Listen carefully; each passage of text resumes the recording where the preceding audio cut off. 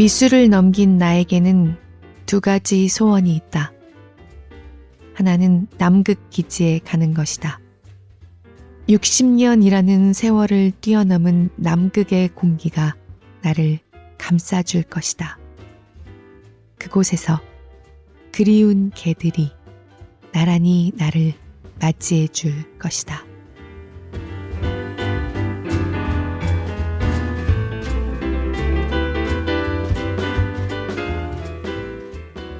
안녕하세요. 골라듣는 뉴스룸에서 함께 책 읽는 시간 북적북적입니다. 저는 권애리 기자입니다.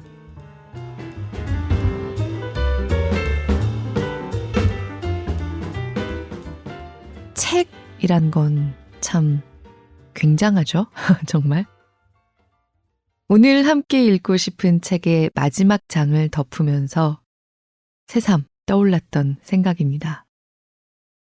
그냥 여기에 누런 종이들과 까맣게 인쇄된 글자들이 있을 뿐인데 나 스스로는 평생 못 해볼 가능성이 점점 더 높아지고 있는 생사를 건 모험과 대자연의 압도적인 위용과 삶이 써내는 놀라운 드라마들, 그리고 그 드라마들 안에 휘몰아치는 감정들에 푹 빠졌다가 돌아올 수 있게 됩니다.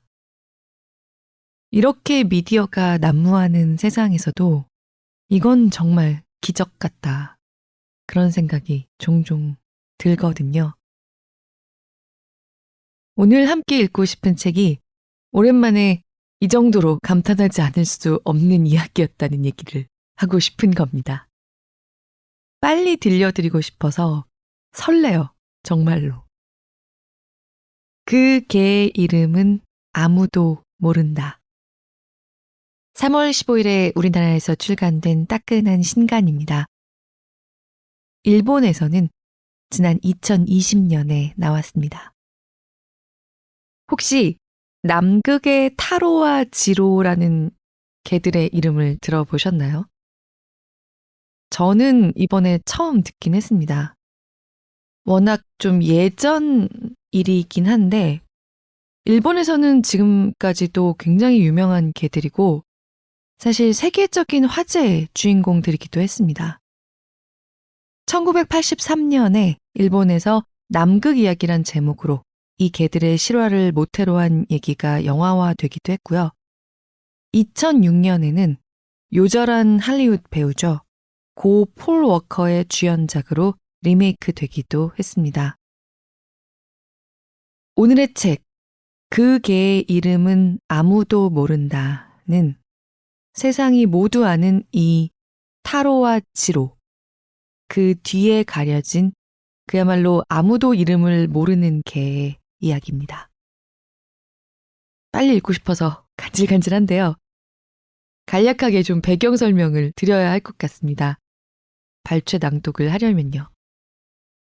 일본이 처음으로 남극 탐사에 나섰던 게 1958년입니다. 이때 1차 월동 탐사대가 이 책에 나오는 표현대로 상식이 통하지 않는 남극에서는 전동차, 기계만 믿고 갔다가는 생존이 위험해질 수 있다. 현대 문물도 문물이지만 개가 끄는 개썰매를 같이 준비해서 가야 한다는 판단을 내리고요. 19마리의 가라후토견을 남극에 데려갑니다. 가라후토는 지금의 러시아 남사할린 지역을 가리키는 일본어입니다. 일본이 여기를 점유했던 때가 있어서 이런 일본명으로 불리고 있습니다. 말하자면 일본의 시베리안 허스키 또는 우리로 생각하면 진돗개나 풍산개가 떠오르는 그런 견종이에요. 실제로 일본의 1차 남극 탐사대는 이 개들이 아니었으면 탐사는커녕 생환이 어려웠을 정도의 상황들을 여러 번 겪습니다. 사실 지금 시각에서 보면요. 일본의 1차 남극 탐사대의 결성부터 이 개들을 끌어모아서 훈련시키고 데려가고 남극에서 겪게 되는 온갖 시행착오들이 그야말로 좀 고개가 갸우뚱거려질 정도로 주먹구구인 면이 있습니다. 이 책에도 여러 번 언급되지만 19마리나 되는 개들을 데리고 남극에 가면서 수의사 한 명이 동행하지 않을 정도로 졸속으로 진행된 점이 있는 프로젝트이기도 했어요. 그야말로 그 안에 던져진 인간들과 개들 모두 좌충우돌, 악전고투하면서 생사를 왔다 갔다 할 수밖에 없는 그런 환경이었는데 그 안에서 함께 살아남으면서 인간 대원들과 가라우토견, 썰매 개들 모두 끈끈한 생존의 유대를 맺게 됩니다. 그리고 우리에게도 익숙한 이름이죠. 일본의 남극기지, 쇼와 기지에 기틀을 닦습니다. 임무를 마치고 이 1차 탐사대가 2차 탐사대에게 인수인계를 하고 남극을 떠나야 했겠죠. 여기서 좀 어처구니 없는 상황이 발생합니다. 인수인계 없이 2차 탐사대가 또 활용할 수 있게 개들은 묶어두고 1차는 일단 나와라. 이런 상황이 된 겁니다. 그래서 1차 탐사대는 처음엔 거절의 의사를 밝히려고도 했다는 대목들이 이 책에도 나오지만요.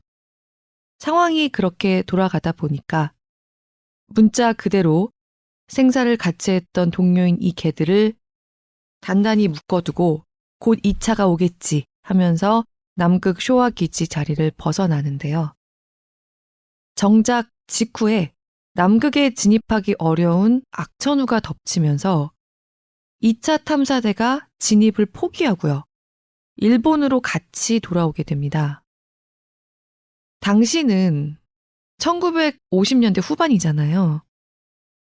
지금만큼 동물권에 대한 인식이 충분하지 않았던 때였음에도 불구하고 일본 안에서도 엄청난 비난 여론이 들끓었었다는 게 이 책에 또 나옵니다. 남극 프로젝트 같은 거 때려쳐라, 그만둬라고 할 정도로 비난 여론이 거셌습니다. 결국 1년 후에야 3차 월동 탐사대가 결성이 돼서 일본인들이 다시 남극에 들어가게 되는데요. 여기서 기적이 기다리고 있었던 거죠. 당시 쇼와 기지에 쇠사슬로 묶어놓고 떠났던 썰매 개들 중에 타로와 지로 2마리가 살아있었던 겁니다. 그래서 일본뿐만 아니라 전 세계적으로도 엄청난 화제가 됐고요.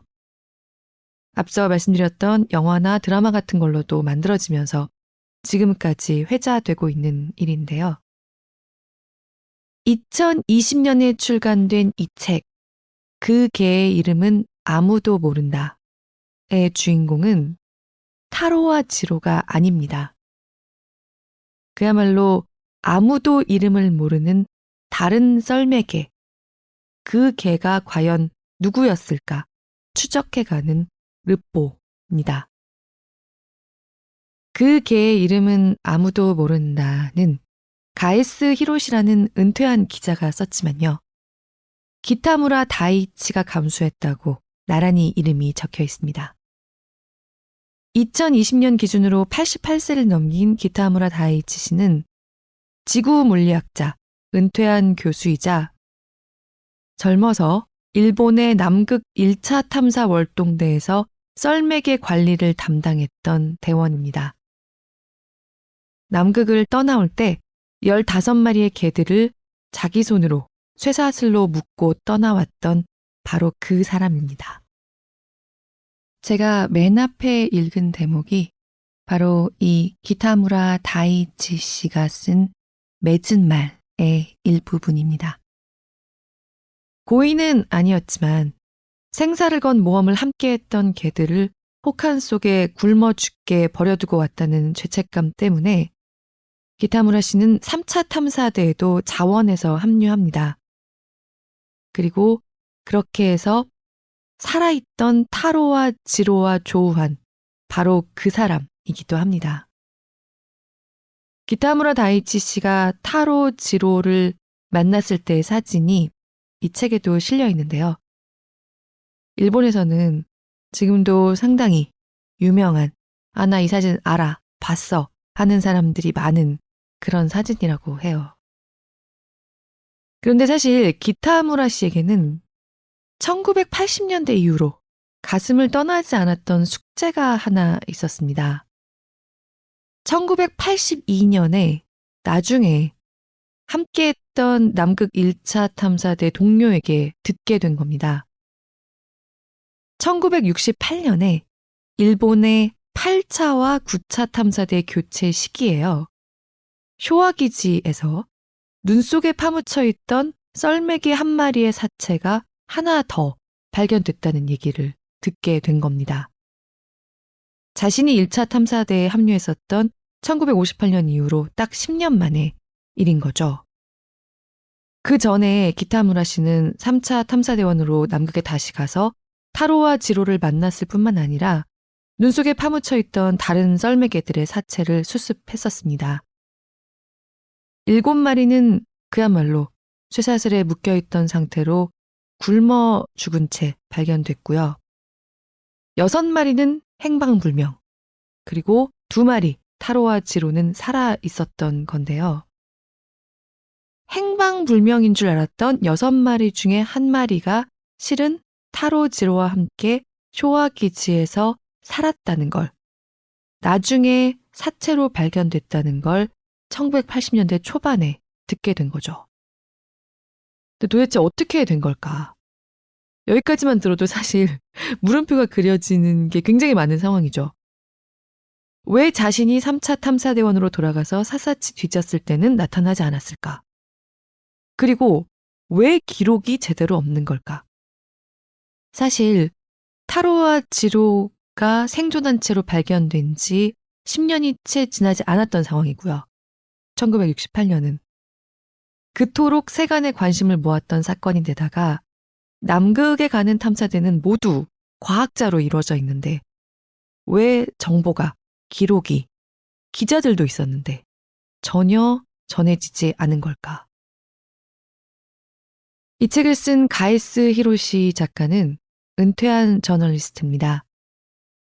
자신이 은퇴한 시점에 전부터 개인적으로 취재하고 싶었던 타로와 지로에 대해서 묻기 위해서 80대 중반이 돼서 양로원에서 투병하고 있던 기타무라 교수를 2019년에 찾아가고요.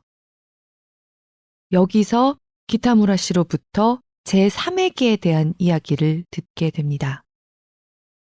그 후로 기타무라 씨와 함께 자료를 모으고 취재를 거듭해서 기타무라 교수의 증언을 토대로 가에스 히로시가 스토리 형식으로 완성한 르포가 바로 이 작품, 오늘 함께 읽는 책, 그 개의 이름은 아무도 모른다 입니다.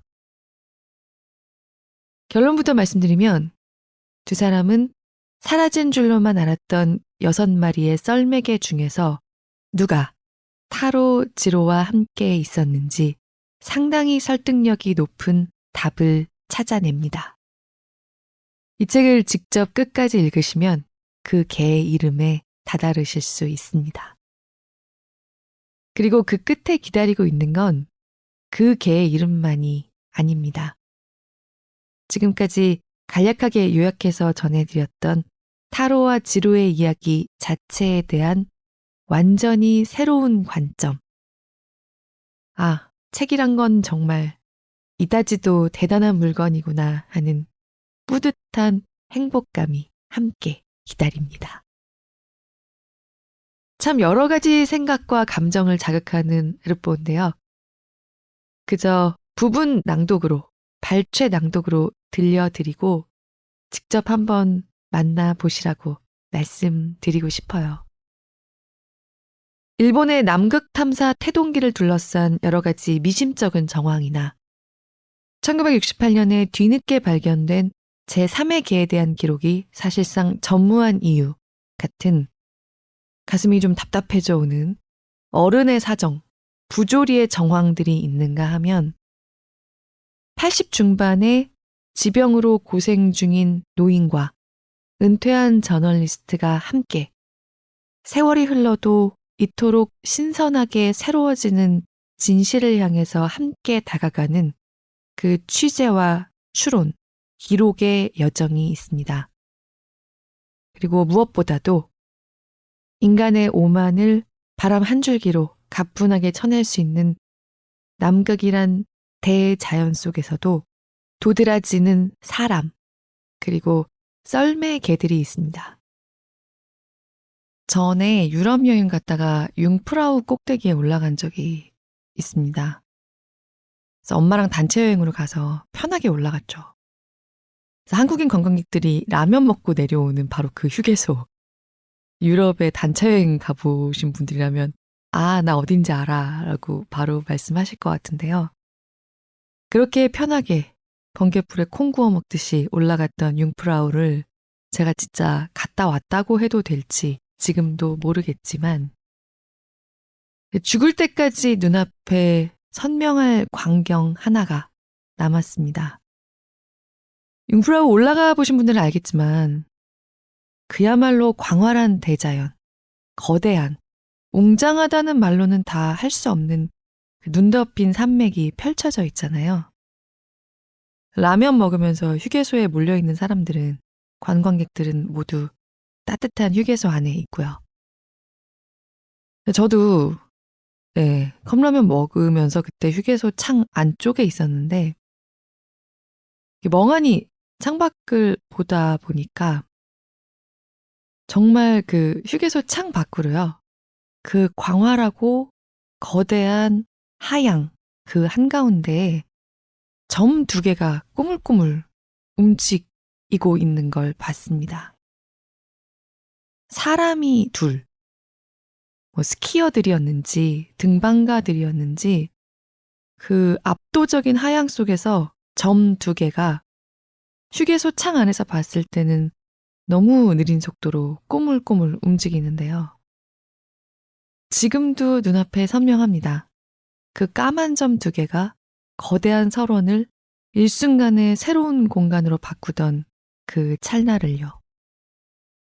이토록 광활하고 공포나 압도라는 말 같은 걸로는 담아낼 엄두조차 낼 수 없는 대자연이 여기 있다고 한들 결국 나에게 이 모든 것이 의미를 갖게 하는 건 저 점 2개.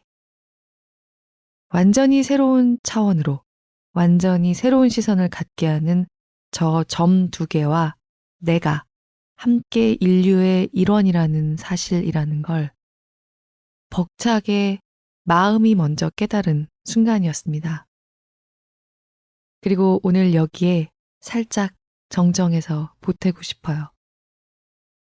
그 점 2개, 그리고 썰매개들이 함께 있다고요. 단숨에 읽히는 400페이지 중에서 20페이지를 딱 골라야 했는데 어디를 읽어야 할까 고민했습니다. 제가 진짜 약을 팔려고 그러는 게 아니라 400페이지가 순식간에 읽히기 때문에요. 언제라도 이 책 집어드셔도 된다고 말씀드리고 싶은데 저의 요새 말로 가슴이 웅장해지는 이 기분을 나눌 수 있으려면 역시 처음부터 찬찬히 함께 읽자고 말씀드리고 싶거든요. 그래서 결국 저는 발췌를 해야 되다 보니까 그냥 당시 1차 월동 탐사대와 이 개들이 남극에서 함께했던 어떤 날들을 골랐습니다. 내 손으로 그 개들을 쇠사슬에 꽁꽁 묶어 남극의 혹한 속에 굶어 죽게 할 날이 올지 몰랐던 어떤 날들을 읽고 마칠까 합니다. 제가 낭독하는 부분에는 남극에 갔던 19마리 개들 중에서 여러 마리의 이름이 나옵니다. 그 중에는 남극에서 쇠사슬에 묶여 굶어 죽어간 개들, 행방불명된 개들, 1년을 살아남아 다시 기타무라시를 만난 타로와 지로, 그리고 1968년에 사체가 발견된 타로 지로와 함께 생존했던 아무도 그 이름을 기억하지 않는 그 제3의 개도 여기에 이름이 나옵니다. 상식이 통하지 않는 남극에서 사람과 개가 함께 협력하며 살아남는다는 게 도대체 어떤 것인가? 한 면을 엿볼 수 있게 하는 대목이기도 하면서요. 이 책의 끝에 밝혀지는 그 제3의 계에 대한 힌트가 숨어 있으니까 한번 추측해 보셔도 재밌을 것 같습니다.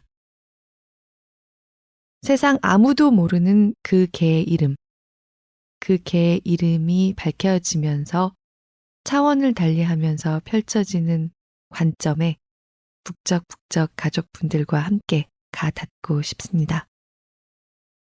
팟빵의 몽실이모님, 네이버 오디오 클립의 YING님, JSHA님, 나는 메트로폴리탄 미술관의 경비원입니다. 들어주셔서 감사합니다. 귀에 쏙쏙 들어온다고 감사한 말씀 주셨는데 지금쯤 읽어보셨을까 궁금하네요. 그리고 JSHA님이 제가 낭독하는 문장에 첫머리가 잘려 들렸다고 말씀 주셨는데요. 저희가 그 한 문장 발췌해서 먼저 읽기 전에 음악을 깔기는 하거든요. 그런 부분에 대한 이야기가 아니라면 혹시 오늘 낭독도 들으신다고 하면 죄송하지만 한 번만 더 말씀해 주시면 저희가 문제 찾아서 개선해 보도록 할게요. 낭독을 허락한 출판사 북멘토에 감사드립니다. 그럼 남극으로 썰매 개들과 함께 떠나 보시겠습니까? 들어주시는 모든 분들 늘 깊이 감사드립니다. 다가오는 봄에도 북적북적 함께 해주세요. 고맙습니다.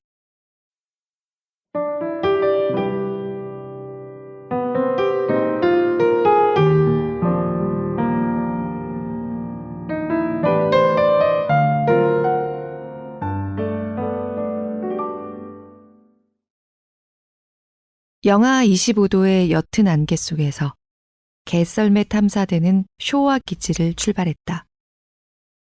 총 하중 400kg으로 상당한 무게다. 견인력과 근성이 강한 히프노쿠마와 고로의 활약을 기대한다. 그런데 오늘따라 평소 히프노쿠마한테 느껴지던 기백이 없다.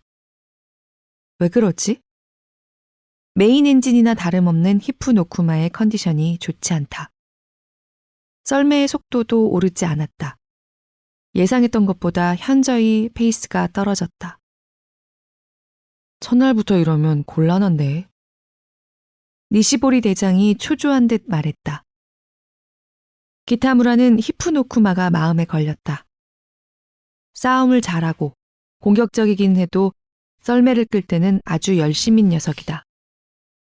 몸 이곳저곳을 살펴보았지만 다친 곳은 없었다. 아파 보이지도 않는데 특유의 기계와 추진력이 발휘되지 않는다. 이틀째. 하룻밤 만에 회복했는지 히프노쿠마는 뭔가 다 떨쳐낸 듯 평소의 근성을 보여주었다. 선도견 리키가 이끄는 대로 굵고 날카로운 발톱을 해빙에 깊이 찍어 넣으며 사지를 약동시켰다. 다른 개들도 속도와 호흡을 맞춰주었다. 썰매는 악기를 연주하듯 아름답고 속도감 있게 질주했다. 첫날과 전혀 달랐다. 매일 이런 느낌으로 달릴 수 있으면 좋을 텐데 말이야. 니시보리 대장은 쉽게 말하지만 개들은 기계가 아니다. 개들도 인간처럼 몸 상태가 날마다 다르고 희노애락의 감정도 있다. 점심시간이었다. 치즈를 썰어 먹으려고 칼질을 했는데 치즈가 납덩어리처럼 단단해 칼날이 들어갈 기색도 보이지 않아 결국 포기했다. 남극에서는 상상 이상의 일이 일어난다. 거대한 프레셔 리지와 맞닥뜨렸다. 해빙에 거대한 압력이 가해지고 결국 깨지면서 그것들이 마치 산등성이처럼 불쑥 솟아오르면서 포개지게 되는데 그것을 프레셔 리지라고 한다. 홀린 듯 바라보고 있었는데 갑자기 눈앞에서 얼음이 치솟으며 굉음과 함께 깨졌다. 그 진동이 뱃속까지 전해졌다. 남극은 살아있다. 이제껏 경험한 적이 없는 거대한 스케일이었다. 사흘째. 돔 경기장의 지붕처럼 생긴 구릉과 싸움이 시작되었다. 구릉의 폭은 약 2km, 높이는 40m 정도로 그다지 가파른 경사는 아니다. 하지만 썰매 개들은 고전했다. 그곳은 부드러운 눈이 내렸다 쌓인 곳으로 개들의 체력을 심하게 소진시켰다. 개들은 몸이 반 정도 눈 속에 묻힌 채 달려야 했기 때문에 체력이 빠르게 소진되며 피폐해졌다. 게다가 겨우 빠져나왔다 싶으면 또 다른 구릉이 기다리고 있었다. 그것이 끝도 보이지 않을 정도로 이어져 있었다. 이대로는 무리다. 이런 곳에서는 속도보다 힘이 중요하다. 선도견을 리키에서 몬베스노쿠마로 교체했다. 하지만 생각만큼 썰매가 나가지 않았다. 인간도 개들도 지쳐갔다. 특히 힘 좋은 고로의 상태가 심상치 않았다. 썰매를 멈추자 눈 위에 풀썩 쓰러져 눕는다. 믿고 의지하던 고로가 쓰러지면 큰일이다. 조금 이르긴 했지만 캠프를 쳤다. 이 난적을 원구빙산이라 명명했다. 나흘째, 설면의 상태가 최악이었다. 푹신하게 쌓인 눈 속을 개들이 파헤치며 나가려고 해도 의외로 단단한 눈의 저항력 때문에 썰매는 느릿느릿 나아갔다. 이렇게 높고 푹신하게 쌓인 눈 속을 통과할 때 선두에서 눈을 헤치며 길을 만들어 앞으로 나아가는 작업을 러셀이라고 한다. 개썰매의 진행 속도를 높이기 위해 기타무라는 러셀 역을 맡았다. 개들이 전진하는 루트를 기타무라가 미리 단단하게 밟아 설면의 저항력을 줄이는 것이다. 효과는 있으나 러셀을 하는 인간은 녹초가 된다. 남극에서 땀은 위험하다. 충분히 조심했는데도 손과 발에 땀이 났다. 좋지 않은 상황이다. 장갑과 신발 안에서 땀이 얼어붙어 마치 얼음 안에 손가락과 발가락을 넣은 것 같은 상태가 되었다. 동상이 시작되고 있었다. 러셀 임무를 교대해달라는 부탁을 할 수 없었다. 자신이 제일 어리다 보니 아무래도 말을 꺼내기가 쉽지 않다. 닷새째, 9월이 되었다. 동상이 심해졌다. 발가락에 물집이 생겼다. 2도의 동상이다. 아프지만 남극 대륙까지 1km밖에 남지 않았다고 생각하니 힘이 났다. 남극 대륙에 가까워질수록 눈은 없고 해빙면이 단단하고 매끄러운 창빙이었다. 개들은 빠르게 달렸다. 든든한 녀석들이다. 눈앞에 다가온 남극 대륙. 그러나 대륙의 끝자락은 수미터에서 수십 미터에 이르는 얼음 절벽이 끝도 없이 이어져 있었다. 이런 곳에 설상차로 상륙하는 건 불가능해. 니시보리 대장의 기운 빠진 목소리가 들렸다. 어떻게 해서든 상륙 가능한 장소를 발견해야 한다. 얼음벽을 따라 개들을 달리게 하자 딱 한 곳, 빙하가 해빙면까지 완전히 내려와 있는 곳이 있었다. 완만한 경사면이다. 여기라면 설상차로도 상륙할 수 있다. 겨우 마음이 놓인 기타무라는 문득 주변을 둘러보았다. 지금까지 주변의 경치 같은 걸 둘러볼 여유 따위 없었다. 이 얼마나 아름다운 풍경인가. 발 아래에는 블루 다이아몬드처럼 빛나는 창빙, 눈앞은 순백의 남극 대륙이었다. 그 위로 깊이를 가늠할 수 없는 감청색 하늘이 펼쳐져 있다. 믿을 수 없는 광경이었다. 기타무라는 카메라를 꺼내 들었다. 동상 걸린 손가락에 심한 통증이 느껴져 저절로 얼굴이 찌푸려졌다. 발가락 통증은 극한에 달한 상태였다. 동상은 3도가 되었다. 또 한 가지 문제가 있었다. 꼼꼼하게 칼로리를 계산해서 행동식을 준비했는데 무슨 영문인지 양이 부족했다. 배가 고파 미칠 것 같았고 이런 경험은 처음이었다.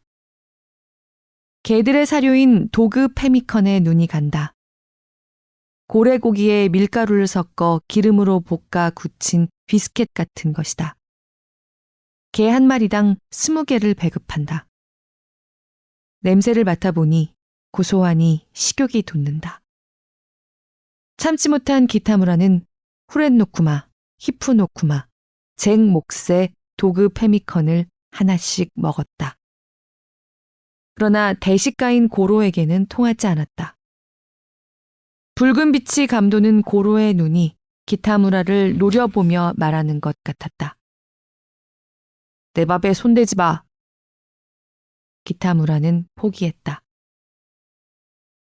이때 작은 사건이 생겼다. 원구 빙산과 힘든 싸움에서 개들도 체력 소모가 컸기 때문에 배가 많이 고팠을 것이다. 어떤 개가 어린 지로와 타로의 음식을 빼앗아 먹으려 하자 옆에 있던 리키가 맹렬히 지저댔다. 늘 정의의 기사 같은 리키가 귀를 옆으로 딱 붙인 채 전투 포즈로 위협하고 있었다. 애들 먹는 걸 빼앗으면 안 되지 라고 말하는 것 같았다. 타로와 지로는 어리기 때문인지 자주 베테랑 개들에게 먹이를 빼앗겼다. 리키는 그런 모습을 처음 본 것일까? 리키가 위협하는 모습에 겁을 먹었는지 그 개는 꼬리를 내리고 얌전히 자리에 앉았다. 그 모습을 보고 기타무라는 기쿠치 대원에게 웃으며 말했다. 리키는 꼭 타로와 지로의 아버지 같네요.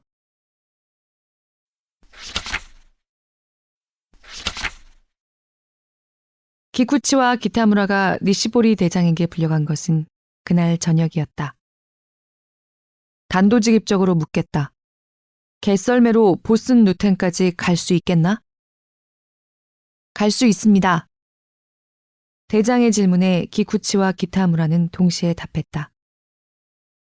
사실 기타무라는 자신은 있었으나 확신은 없었다. 자신과 확신은 다르다. 그러나 무슨 일이 있어도 해내고 싶었다. 유트레섬 탐사도 가에루섬 탐사도 훌륭하게 해냈으니 역시 미답봉인 보슨루텐 등정 탐사는 산악부 출신으로서 피가 뜨거워지는 일이었다. 한 번 포기했던 꿈이었는데 생각지도 못한 형태로 실현 가능하게 되었다. 설상차 담당인 다스미 대원과 정비 담당으로 애쓴 오스카 대원에게는 미안하기 그지없었으나 내게 굴러 들어온 기회였다. 놓치고 싶지 않았다. 개썰매로 탐사를 진행하면 거의 한 달이 걸리는 대원정이라 가져갈 식량과 장비의 중량이 상당했다. 뺄 수 있는 건 최대한 뺐다. 기자재는 가장 가벼운 타입을 골랐고 용변 볼 때 쓸 휴지의 장수까지 셌다. 그러나 생명줄인 식품은 여유 있게 가져가고 싶다. 무슨 일이 생길지 모르니. 기타무라는 식품 계산을 맡았다. 계산이라면 자신 있었다. 지금까지의 탐사 경험도 도움이 되었다. 무게가 나가는 통조림류는 캔을 버리고 내용물만 챙겼다. 어차피 얼어 있어 아무 문제가 없다. 냉동 육류도 포장을 풀고 종이로 말아 쌌다. 치즈도 포장지를 없앴다. 무엇이든 조금이라도 가볍게 만들었다. 기타무라가 식품이든 나무 상자나 포장지를 풀고 있으니 가까이 있던 개들이 계속 쳐다보았다. 자기들한테 줄 거라고 생각하는 걸까? 미안하지만 이건 너희 점심이 아니란다. 이래저래 궁리한 덕에 꽤 많은 양의 식료품을 가져갈 수 있게 되었다. 몇 번이나 검사한 후 문제없다는 결론을 내렸다. 이거면 충분하겠어. 출발은 10월 16일로 정해졌다.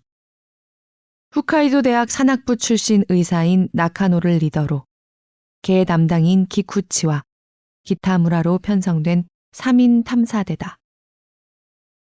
출발일 아침, 기지는 짙은 가스에 둘러싸여 있었다. 설면은 적절히 단단하다. 인간을 포함한 썰매 전체의 하중은 350kg. 개들은 리키를 선두로 순조롭게 달리고 있다. 17일, 설상차로 미리 운반해둔 짐을 놓아둔 대포, 임시 저장소에 도착했다. 짐을 싣자 썰매의 하중은 순식간에 500kg을 초과했다. 게다가 적설량이 많아 눈 속에 푹 빠진 개들의 체력이 점점 떨어졌다.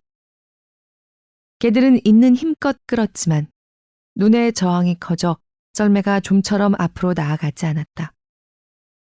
고로와 후렌노쿠마가 으르렁거리며 끌고 갔다. 조금 전진했다. 평소 사이가 좋지 않은 잭과 아카도 힘을 합쳐 앞발을 맞춘다. 조금 더 앞으로. 그러다 탈진해버렸다. 이날 밤은 인간들도 개들도 죽은 듯 잤다. 18일, 기타무라와 기쿠치는 눈앞에 원구 빙산군을 바라보며 골똘히 생각했다. 무슨 일이야? 텐트에서 나온 나카노가 두 사람에게 말을 건다. 기쿠치가 앞을 가리켰다. 자그마한 눈 언덕이다. 50m에서 100m쯤 되는 높이다. 가에루섬 탐사 때 원구 빙산을 넘으며 죽을 만큼 힘들었던 적이 있다. 쉽지 않겠어. 언뜻 보면 작고 완만한 눈 언덕이다. 그러나 홋카이도 대학 산악부 시절부터 명성이 자자했고 가라우토의 설원에 살았던 경험으로 눈이 얼마나 무서운지 잘 알고 있는 나카노는 눈앞에 이어지는 작은 설산이 얼마나 난적인지 예리하게 꿰뚫어보고 있었다. 러셀을 해서 개들의 부담을 줄이면서 가보자고. 나카노의 제안은 너무도 당연했지만 기타무라는 지난번 탐사 때 러셀을 하다 녹초가 되었던 경험과 땀을 흘리는 바람에 발가락이 3도 동상에 걸렸던 일이 떠올랐다. 그걸 다시 해야 하다니. 우울한 기분에 고개를 숙이고 있던 기타무라가 문득 고개를 들어보니 나카노가 이미 러셀을 시작하고 있었다. 나카노 선배, 제가 하겠습니다. 내가 꺼낸 말이니 나부터 할게. 기타무라, 다음은 자네 차례야. 나카노의 갈라진 목소리에 기타무라는 감동했다. 그러나 이번 원구 빙산은 가에루섬 탐사 때보다 강력했다. 가에루섬 탐사 때는 개들의 몸이 반쯤 눈 속에 묻힐 정도였는데 이번에는 러셀을 해도 개들의 등밖에 보이지 않을 정도로 눈이 많이 쌓여 있다. 개들은 눈으로 된 참호를 파면서 전진하는 느낌으로 10cm, 또 10cm 나아갈 수밖에 도리가 없었다.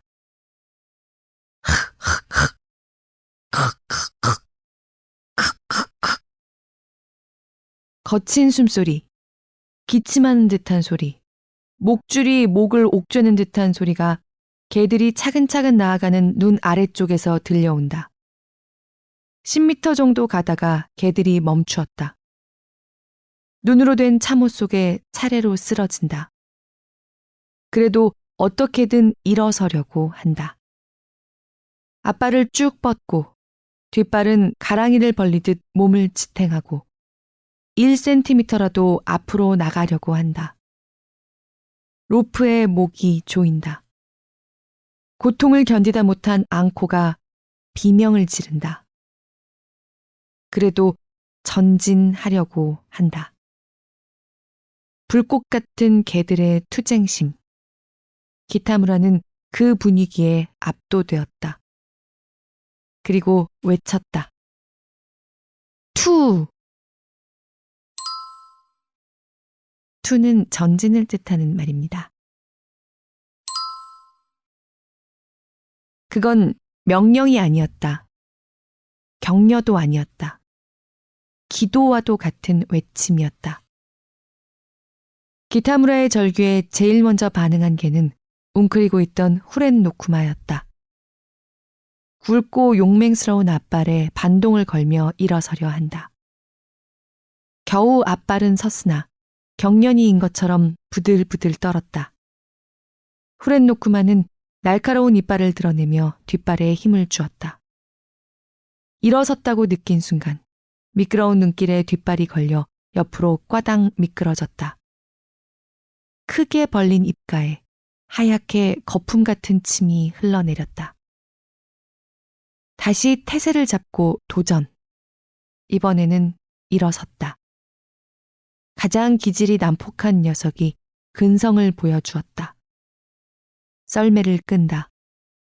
전력을 다해 몸을 앞으로 숙인다. 썰매를 끌기 시작할 때면 늘 격하게 포효하는 후렌 노쿠마가 오늘은 무언의 포효로 썰매를 끈다.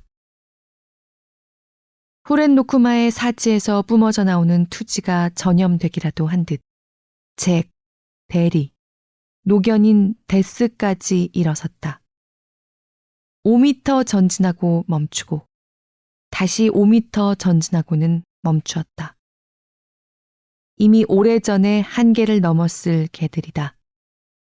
그러나 후렌 노쿠마가 이끄는 한 다른 개들도 다 함께 한다는 분위기가 형성되었다. 유아 독존이던 후렌 노쿠마가 다른 개들의 신뢰를 얻기 시작했다. 원구 빙상의 정상까지 러셀을 마친 나카노가 양손을 메가폰 모양으로 만들어 외쳤다. 빨리 와! 빨리 오라고!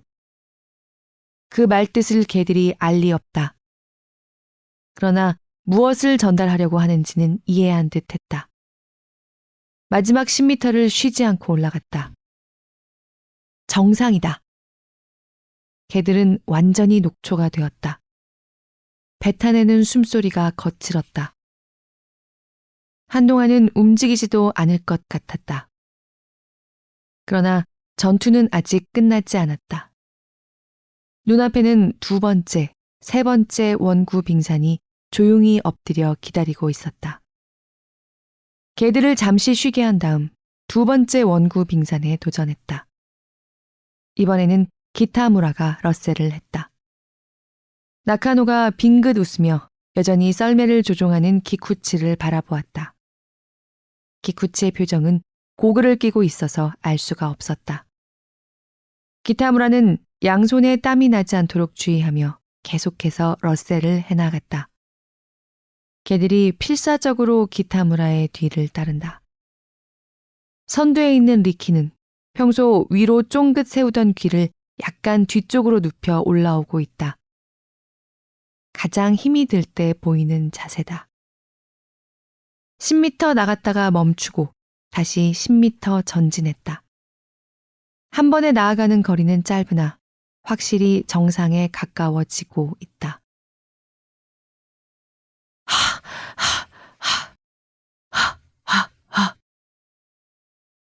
정적이 감도는 남극땅에 지금 들리는 것은 기타무라와 개들이 뱉어내는 거친 숨소리뿐이다. 두 번째, 세 번째, 네 번째, 다섯 번째. 난적인 원구 빙산을 차례로 넘어간다. 하나 넘을 때마다 개들의 피로도는 높아갔지만 새롭게 투지도 생겨나는 듯 하다. 연장자 리키마저 지쳐 쓰러져 있다. 대신 선두 위치에 선 젊은 시로가 팀을 이끌었다. 시로는 이제 완전히 베테랑들의 신뢰를 얻었다. 2살짜리 시로의 움직임에 맞춰 베테랑 아카와 구로가 묵묵히 끌고 나갔다. 기타무라는 시로한테 품격이 느껴졌다. 언젠가는 시로가 그룹을 이끄는 리더가 될지도 모른다. 드디어 마지막 원구 빙산. 기타무라는 완전히 탈진했다. 하지만 선배인 나카노에게 다시 러셀을 부탁할 수는 없다. 어쩔 수 없지. 그래도 하는 수밖에.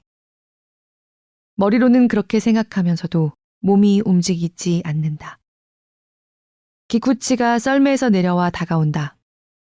그리고 입을 뗐다. 교대하자. 그 한마디가 기뻤다. 기쿠치도 기타무라의 한계를 본 것이리라. 조금 떨어진 곳에서 눈 때문에 검게 탄 얼굴로 나카노가 웃고 있다. 이렇게 될 것을 기대하고 있었던 모양이다. 기쿠치가 원구 빙산의 정상을 향해 러셀을 시작했다. 지금까지 썰매를 타고 있었기 때문에 체력은 충분하다. 모든 대원의 체력이 소진되는 것은 위험하다. 누군가는 기운을 차리고 있어야 한다. 기쿠치가 소리를 질렀다. 기타무라, 썰매를 움직여. 그 전에 해야 할 일이 있다. 기타무라는 개들의 머리를 일일이 쓰다듬었다. 귀 아래를 간지럽히고 코와 코를 맞대 문지르며 말을 걸었다. 잘 부탁해. 너희만 믿는다. 같이 힘내자. 부탁하면 개들은 들어줄 거라고 믿었다. 개들과 서로 이해할 수 있다.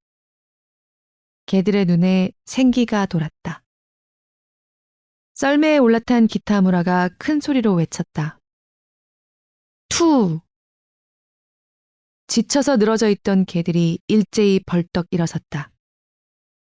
선도견 자리로 되돌아온 리키가 부들부들 몸을 흔들고 툭 하며 첫 발을 내디뎠다. 뒤를 잇는 개들도 보조를 맞추어 동시에 움직이기 시작했다. 이제 하나 남았어. 힘을 내줘. 기타무라는 기도하는 심정으로 썰매를 몰았다.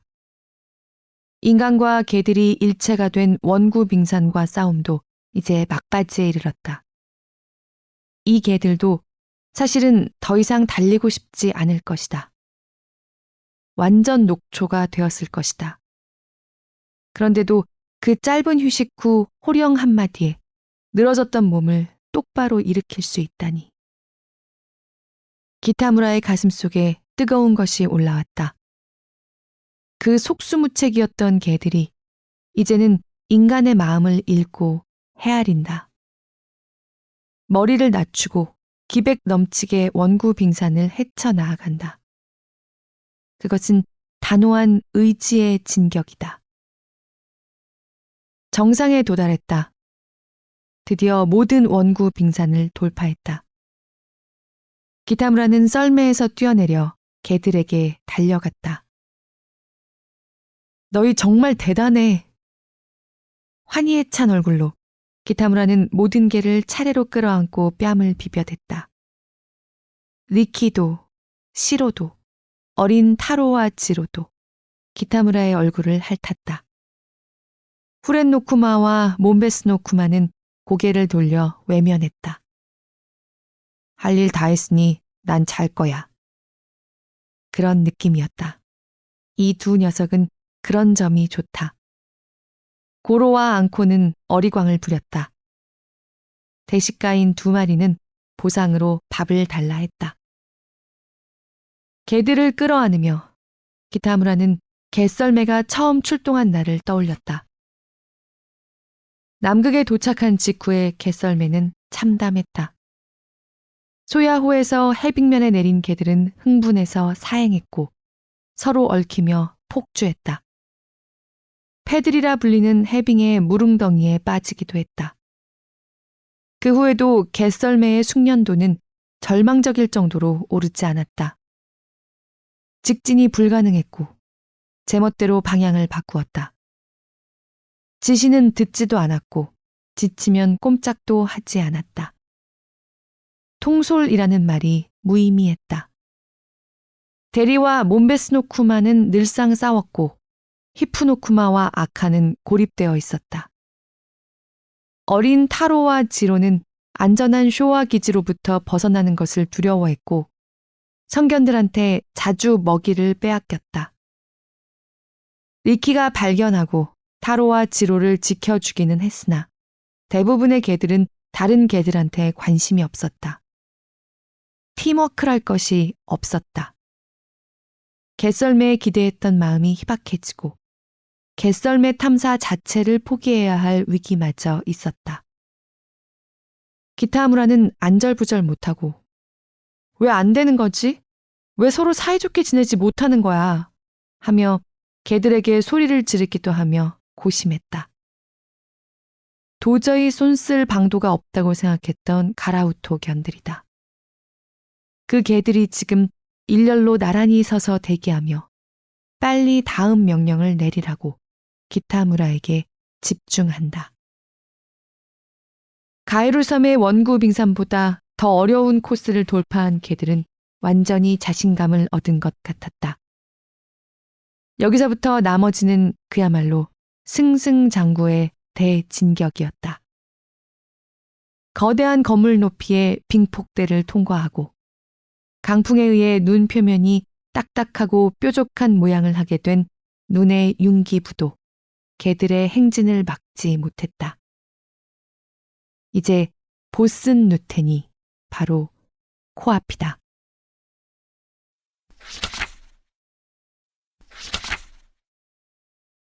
그러나 기타무라는 생각했다. 앞으로 남은 3km는 영광의 라스트런이다. 이 코스의 선도견이라는 명예는 지금까지 힘써준 리키에게 주고 싶다. 리키만 편애한다고 다른 개들이 화를 낼까? 아니야, 아마 이해해 줄 거야. 사실 거의 모든 코스를 선도해왔던 리키는 상당히 지친 상태여서 어제부터 중간 그룹에 두었다. 리키는 아직 덜 회복한 듯 보였다. 앞발 사이에 콧등을 묶고 눈을 감은 채 움직이지 않았다. 리키는 이렇게 중간 그룹에 있는 게 편할지도 몰라. 기타무라는 잠시 망설였지만 다시 마음을 고쳐먹고 리키에게 다가갔다. 리키는 자고 있는 게 아니었다. 기타무라의 방한화가 눈을 밟으며 다가오는 소리를 듣고 있었다. 그리고 그 의미를 이해하고 있었다. 눈 속에 파묻었던 얼굴을 들고 경쾌하게 일어섰다. 내 자리는 저곳. 마치 당연한 것처럼 정확한 발걸음으로 리키가 선도견의 위치로 향했다. 개들이 길을 열어주었다. 선두에 있던 시로는 환영하듯 꼬리를 흔들었다. 리키는 태세를 갖추었다. 리키의 눈은 보슨 누텐을 향하고 있다. 투! 기타무라의 호령과 동시에 리키는 힘차게 달리기 시작했다. 회색의 길다란기가 쭉 뻗어 바람을 가른다. 약동하는 사지가 창빙을 긁는다. 튀어오르는 얼음 조각들이 남극의 태양에 빛난다. 달린다. 달린다. 머리를 위아래로 리드미컬하게 움직이며 긴 꼬리를 휘날리며 리키는 날아가듯 달린다. 기타무라, 나카노, 기쿠치는 리키의 몸속 깊은 곳에서 나오는 환희의 에너지가 폭발하는 것을 느꼈다.